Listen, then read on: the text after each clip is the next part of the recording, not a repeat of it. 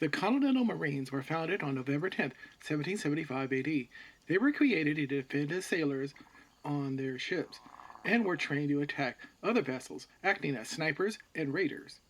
The Second Continental Congress passed the Continental Marine Act of 1775, stating that 2 battalions of Marines be raised, consisting of 1 colonel, 2 lieutenant colonels, 2 majors, and other officers, as usual in other regiments, that they consist an equal number of privates as with other battalions, that particular care be taken that no persons be appointed to offices or enlisted into said battalions, but such as are good seamen or so acquainted with maritime affairs as to be able to serve for and during the present war with Great Britain and the colonies, unless dismissed by Congress, that they be distinguished by the names of the 1st and 2nd battalions of Marines, and that they be considered as part of number which the Continental Army before Boston is ordered to consist of.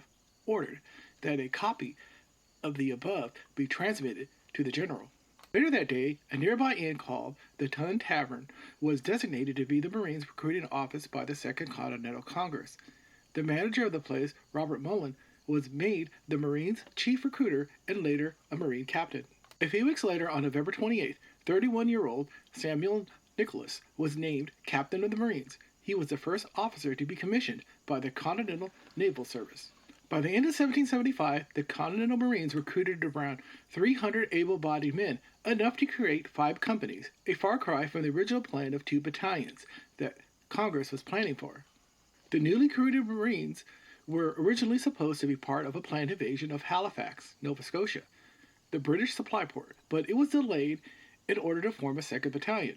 The planned invasion was called off due to the quick arrival of British reinforcements to the city, led by 3,000 German mercenaries known as Hessians, who were stationed in Halifax to protect the port. The Marines, under the command of Captain Samuel Nicholas, were placed upon the U.S.S. Alfred, which was the flagship for Commodore Esek Hopkins. The Marines aboard the U.S.S. Alfred duties were to protect the sailors from enemy fire and to act as a task force when boarding British vessels that were to be plundered. By the end of December 1775, the Marines were taking part of the Continental Navy's first cruise as a fleet led by Commodore Esek Hopkins. Their mission was to not only survive the British Royal Navy, but to plunder ports and other vessels along their way to the West Indies in search of the British main supply port.